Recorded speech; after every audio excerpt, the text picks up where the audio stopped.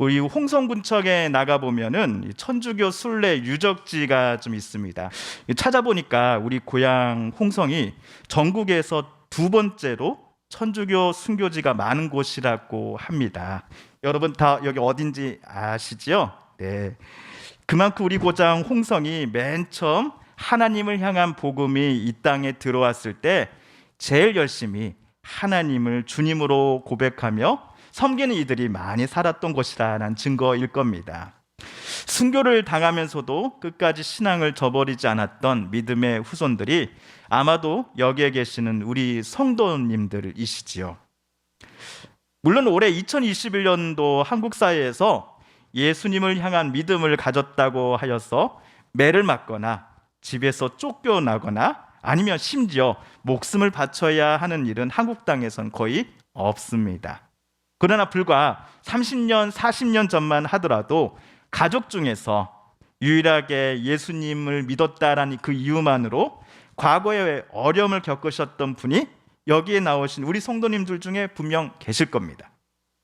제가 어렸을 때 교회 권사님, 집사님들 계시는 그 간증 집회에 한번 참석해 보면 예수님 믿는다고 하여서 남편에게 매맞고 쫓겨나거나 어른들에게서 모진 핍박과 수모를 겪어야만 했다라는 이야기를 종종 듣곤 했습니다. 오로지 신앙 때문에 말이죠. 신앙 때문에 핍박받고 삶의 생계를 막 당하고 삶의 생계에 있어서 막대한 피해를 입게 되었던 것은 지금으로부터 약 2000년 전 바울 당시 고린도 교회 지역의 성도들에게서도 마찬가지였습니다. 어쩌면 바울 당시 고린도 교회 성도들이 신앙 때문에 당하는 어려움이 지금보다도 더더욱 컸을 것입니다. 고린도는 고대 로마 그리스 문화 신들을 섬기는 이런 문화가 창궐하던 곳이었습니다. 항구 도시였기 때문에 전 세계 사람들의 왕래와 교역이 활발하던 곳이었죠. 또한 성적으로도 문란한 곳이었습니다. 이러한 종교, 문화, 경제적 이런 환경들을 가진 고린도 지역에서 그리스도인으로 살아간다는 것은 여러모로 수많은 손해를 각오해야 하는 삶이었을 것입니다. 쉽게 말해서 고린도에서 그리스도인으로 자신을 고백하는 사람들은 고린도 사회에서 나는 왕따가 되겠소라고 작정한 것과 마찬가지였기 때문입니다. 그래서일까요? 바울은 고린도 교회 성도들을 아끼고 사랑했습니다. 그들이 난생 처음 그리스도인으로 살아가면서 경험하였던 교회 안팎의 여러 문제들이 있지 않겠습니까? 그 문제들을 바울에게 물을 때마다 바울은 정성을 다해 대답해 주었습니다. 어떤 문제에서는 잘했습니다라고 칭찬을 하기도 하고 다른 문제에 대해서는 고린도 교회를 바울은 꾸중하기도 하였습니다. 돌려서 말할 법도 한데 이 바울은 그야말로 솔직 화법을 사용했습니다. 물론 이 고린도 교회의 신학과 신앙이 올바르게 세워지기를 바울이 원했기 때문이었죠. 그러나 이러한 솔직 화법과 직설적인 말투, 누군가의 표현대로 뒤끝 없는 그런 이야기를 하는 거, 이런 것들이 바울과 고린도 교회 사이의 관계를 깨뜨려 버리는 시작점이 될 것이라고는 바울은 전혀 예상하지 못했습니다. 교회 안에서 바울을 비난하는 사람들이 하나 둘 생겨납니다. 나중에는 거의 모두가 바울을 사도도 아니면서 사도인 척하는 거짓말쟁이다라고 말하고 있는 게 아닙니까? 고린도 교회의 심각한 분위기를 전해 들은 이 바울이 고린도로 즉시 떠났습니다. 오해를 풀기 위해서였죠. 또한 자기에 대해서 거짓 소문을 만들어내는 몇몇 사람들을 직접 만나기 위해서였습니다. 하지만 바울은 교회에 들어가 보지도 못하고 그저 고린도에서 쫓겨나오다시피 되돌아오고 맙니다. 그러나 다행히도 몇 년의 시간이 흐른 후 고린도 교회가 먼저 바울을 향해 용서의 제스처를 보여줬습니다. 자신들이 바울을 오해했다라는 것을 인정했습니다. 고린도 교회는 바울에게 사과를 하고 싶다라는 의사를 여러 경로를 통해 바울의 측근들에게 표현하였고, 바울도 고린도 교회를 계속해서 아끼고 사랑하고 있었기에 그 마음을 받아들였습니다.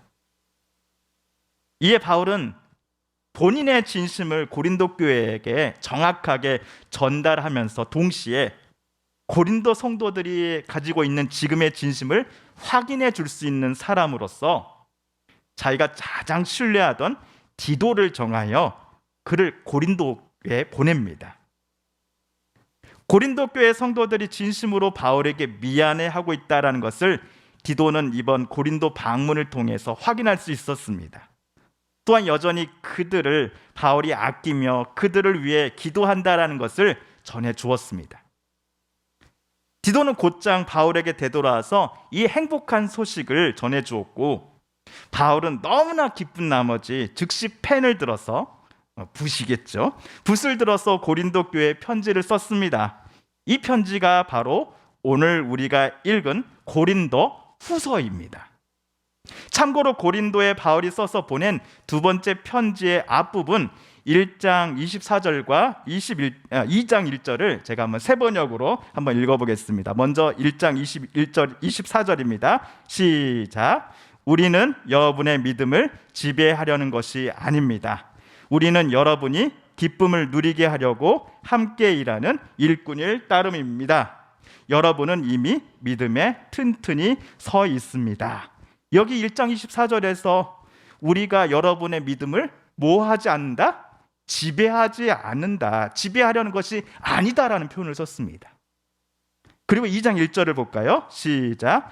여러분에게 또다시 아픔을 주지 않아야 하겠기에 나는 여러분에게 가지 않기로 결심하였습니다. 우리도 한번 친했던 사람과 오해가 생겨가지고 관계가 나빠졌던 경험이 한 번쯤은 있으실 겁니다.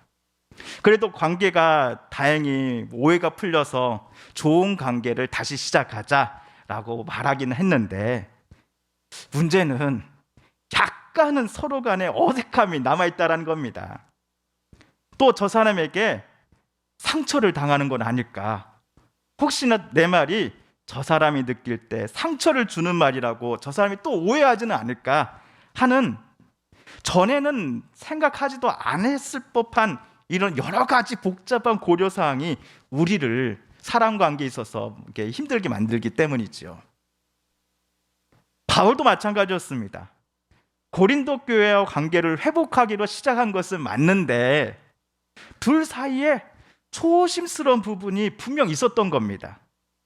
그래서 바울도 오늘 2장 1절처럼 여러분에게 또다시 무엇을 주지 않고자 아픔을 주지 않아야 하기에 라는 이 표현을 이번 두 번째 편지에서 종종 썼던 겁니다. 그런데 오늘 바울이요, 약간은 민감한 이야기를 편지에서 언급합니다. 오늘 말씀 7절입니다. 7절을 같이 읽겠습니다. 시작. 여러분은 모든 일에 있어서 뛰어납니다. 곧 믿음에서, 말솜씨에서, 지식에서, 열성에서, 우리와 여러분 사이의 사랑에서 그러합니다. 여러분은 이 은혜로운 활동에서도 뛰어나야 할 것입니다. 세 번역 성경으로 제가 다 읽어봤습니다. 고린도 교회 성도 여러분, 여러분이 그리스도를 주로 고백한 그 믿음이 뛰어나다는 거 나 바울이 알고 있습니다. 여러분의 믿음을 말로써 남들에게 표현하면서 성경을 아는 지식이라든지 그리고 주님을 향한 열심이 뛰어나다는 것도 누구보다도 저 바울이 잘 알고 있습니다. 그런데 여기서 바울이 한마디 덧붙입니다.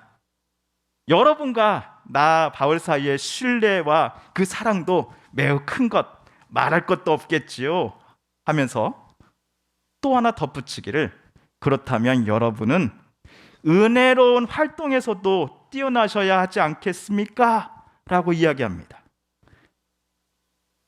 은혜로운 활동? 바울이 말하는 바 고린도 성도들이 지금보다도 더 뛰어나야 할 은혜로운 활동이란 게 도대체 무엇일까요?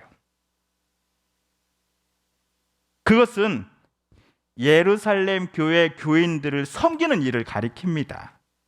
더 구체적으로 말씀드리면 예루살렘 교회 교인들 중 경제적으로 가난한 이들을 돕기 위한 후원금을 내는 일에 고린도 교회 성도 여러분, 좀 더 열심을 내주십시오 라고 바울은 편지를 쓴 겁니다. 여러분, 아무리 친한 친구 사이라 할지라도 쉽게 꺼내서는 안 되는 주제가 몇 가지가 있습니다. 제 경우를 봤을 때 한 두 가지 정도가 있더라고요. 첫 번째는 정치 이야기입니다. 여러분도 공감하시죠? 그리고 두 번째는 돈 문제입니다. 돈만큼 민감한 문제가 또 없습니다. 그런데 바울이 관계가 회복된 지 얼마 안 된 이 고린도 교회 사람들에게 무슨 요청하고 있습니까? 돈 달라는 이야기하고 있는 겁니다. 후원금 내주십시오라고 요청하고 있는 겁니다.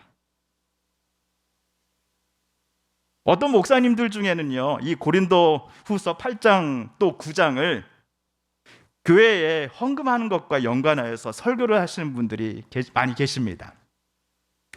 건축헌금이라든지 무슨 사업이라든지 교회에서 중요한 사업을 위해 이름 붙인 뭐뭐헌금을 위한 약정서약식을 등을 하면서 이 9장과 10장, 8장과 9장, 특별히 이 10절 말씀을 언급하시기도 합니다.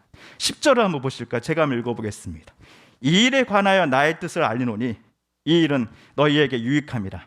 너희가 1년 전에 행하기를 먼저 시작할 뿐 아니라 원하기도 하였은즉. 그런데 이러한 해석은요, 성경을 완전히 오해한 겁니다. 틀린 줄 알면서도 이러한 해석을 고집한다 한다면 그들은 성경을 아전인수식으로 자기 마음대로 사용하는 겁니다. 왜냐하면 바울이 고린도 교회에 말하는 연보란 다름 아닌 예루살렘 교회의 어려운 이들을 돕기 위한 후원금을 말하는 것이기 때문입니다. 바울 본인을 위한 후원금이 아니었습니다. 또한 교회에 헌금을 많이 내라는 의미의 요청도 아니었습니다. 좀 이따 우리가 50장 찬송가 50장을 부르겠지만은 내게 있는 모든 것을 아낌없이 바치네 할 때 이 모든 것은요, 내가 가진 돈, 물질, 여러분의 땅 문서를 내라는 건 아닙니다. 우리들의 인생을 하나님의 뜻에 모든 걸 항복하고 하나님 뜻대로 사용될 것을 원하겠다라는 항복 선언입니다. 고백 선언입니다. 땅 문서, 교회 헌금, 약정하라는 그런 의미의 찬송가가 절대로 아닙니다. 사도행전 2장을 보시면요, 예루살렘 교회 성도들이 오순절 성령을 체험한 후에 어떤 모습으로 살게 되었는지가 우리는 알 수 있습니다. 사도행전 2장 44절, 45절 보시면 믿는 사람이 다 함께 있어 모든 물건을 통용하고 또 재산과 소유를 팔아 각 사람의 필요를 따라 나눠주며 살았습니다. 하나님을 찬미하며 온 백성에게 칭송을 받는 삶을 살았습니다. 하지만 이들은 예수를 그리스도로 믿는다라는 이유 때문에 당시 유대교 사회에서 극심한 차별을 받았고 직장과 일터에서 내쫓김을 당했을 겁니다. 게다가 50년대 전후 닥친 극심한 가뭄은 안 그래도 경제적으로 힘든 예루살렘 교회 교인들을 더더욱 힘들게 만들었습니다. 우리도 잘 알다시피 바울은 유대인이고 바리새파 사람으로서 처음에는 예수 믿는 사람들을 박해하고 죽이려 했던 사람이었습니다. 그러나 그가 예수님 만나고서 예수의 사람으로 바뀌고 또한 이방인들에게 예수님을 주로 고백하는 이방인의 사도로서의 삶을 새롭게 시작합니다. 이때부터 바울은 예수님을 거부하는 이방인들은 물론이고 자기 동포 유대인들로부터도 온갖 핍박과 비난을 당합니다. 심지어 같은 그리스도인들에게서도 왕따를 당합니다. 아마도 바울에게서 가장 큰 괴로움은 자기 동포 유대인들의 비아냥과 핍박이었을 겁니다. 그럼에도 바울은요, 다메섹 회심 사건 이후 그리스도인이요 이방인의 사도로서 새로운 삶을 시작하면서 예루살렘 교회 교인들을 위한 후원금 모금하기를 절대로 중단하지 않았습니다. 동포들은 바울을 미워했는데 바울은 예루살렘 교회뿐만 아니라 유대인 모두를 여전히 사랑하고 있었습니다. 이방인들에게 예수님을 구주로 증거하면서 믿음의 어머니 교회를 할 수 있는 이 예루살렘 교회가 당하고 있는 그 어려움을 이방인 그리스도인 여러분도 조금이나마 좀 함께 짊어지십시다라고 이들을 위해서 조금이나마 함께 후원금을 낼 수 있으면 감사하겠습니다라는 마음을 바울은 늘 표현하고 다녔던 겁니다. 예루살렘 교회를 향한 후원금 관련해서 바울은 고린도 교회에 오늘 8절에서처럼 명령조라든지 아니면 무조건 해야 하는 의무사항으로 말한 적이 단 한 번도 없었습니다. 지금 내 상황도 속된 표현으로 진짜 똥구멍이 찢어지게 힘든데도 바울로부터 무조건 이번 후원금을 내는 일에 동참하십시오. 안 내면 하나님으로부터 벌 받습니다라는 그런 말들을 들은 고린도 교회 성도는 단 한 명도 없었습니다. 대신 이렇게 말을 했죠. 12절입니다. 12절 시작. 기쁜 마음으로 각자의 형편에 맞게 바치면 하나님께서는 그것을 기쁘게 받으실 것입니다. 하나님께서는 없는 것까지 바치는 것을 바라지 않으십니다. 절대로 무리하지 마십시오. 여러분의 형편에 따라 후원을 하십시오. 이것이 바울이 말한 바였습니다. 아무리 바울이 이렇게 말했다 할지라도 그럼에도 돈 문제는 여전히 민감한 사항입니다. 가까스로 회복한 둘 사이의 관계가 이 돈 문제 때문에 다시 나빠질 수도 있었습니다. 혹시 이 돈 때문에 바울이 우리에게 마지못해 아쉬운 소리 하는 것 아니야? 그 돈을 우리들에게 모아서는 바울 자기를 위해 쓰려고 하는 것은 설마 아니겠지? 라는 말들이 안 나오는 게 오히려 이상하지 않겠습니까? 이런 말들에 바울은 이런저런 이야기들을 이유로서 제시할 수 있었을 겁니다. 하지만 바울은 자신이 왜 예루살렘 교회를 돕기 위한 후원금을 모으고 다니기 시작했는지에 대해 그 이유를 9절에서 이렇게 밝힙니다. 9절을 함께 읽겠습니다. 시작. 우리 주 예수 그리스도의 은혜를 너희가 알거니와 부유하신 이로써 너희를 위하여 가난하게 되심은 그의 가난함으로 말미암아 너희를 부유하게 하려 하심이라. 아멘. 하나님의 아들이신 성자 예수님은 모든 것을 가지신 분입니다. 모든 영광, 권세, 능력을 받기에 합당하신 분입니다. 그럼에도 스스로 이 땅에 사람의 몸을 입고 오셨습니다. 하나님과 함께 계실 때 영원히 누릴 영광 스스로 버리고 낮고 낮은 이 땅에 우리 곁으로 사람의 몸으로 태어나셨습니다. 스승이신 예수님은 제자들 앞에 늘 무릎을 꿇으셨고 그들의 발을 먼저 씻겨주셨고 제자들을 오히려 높여주셨습니다. 예수님께 찾아온 이들마다, 예수님을 만난 이들마다 병에서 나음을 얻었고요, 마음의 평화를 얻었으며 위로와 삶의 용기를 회복하며 되돌아갔습니다. 예수님은 십자가에 달려 돌아가셨지만 십자가에 달린 그 그리스도를 바라본 이들은 구원을 얻게 되었습니다. 오늘 바울이 말하는 바, 여러분을 부유하게 하시고자 그는 여러분을 위하여 스스로 가난함을 선택하셨습니다 라는 이 말 속에 담겨진 메시지가 잔잔하게나마 저와 여러분 마음속에 다가오고 계십니까?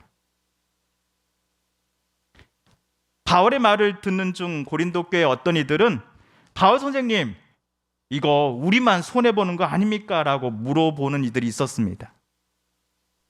이에 바울은 대답하기를, 지금은 예루살렘 교회에 비해 상대적으로 부유한 여러분 고린도 교회가 여러분의 것들을 사정이 되는 한 기쁨으로 나눠주십시오.